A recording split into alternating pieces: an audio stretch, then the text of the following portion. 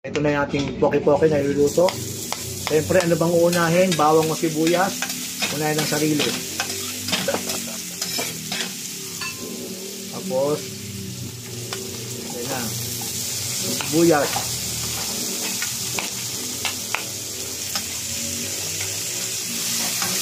Mekos-mekos na yan insang. Bango. Bango guys, dito lang kayo maamoy nyo. Bango ng asawa ko. Bagong ligo. Yun o. Sizzling.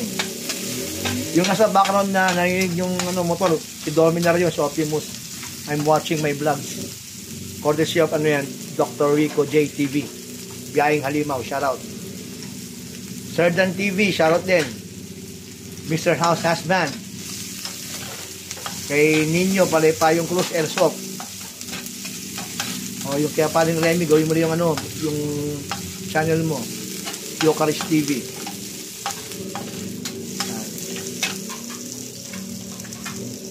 Lagyan ng tinimay na tuyo. Galing to kay Ate Nina. Shoutout. Optional to ha. O, galing to kay Ate Nina ng Ruinas Catering. Shoutout. Pero siyempre optional lang yan. So dahil meron tayong masarap na tuyo, galing Tagaytay, sahog na natin. Ilahok na natin. Okay.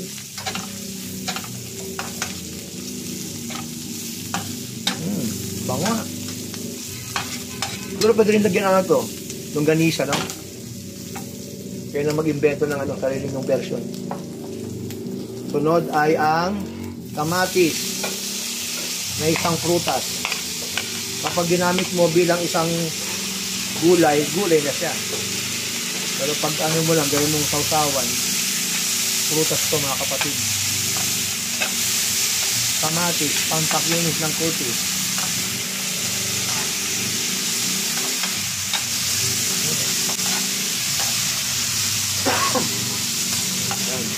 Sizzling.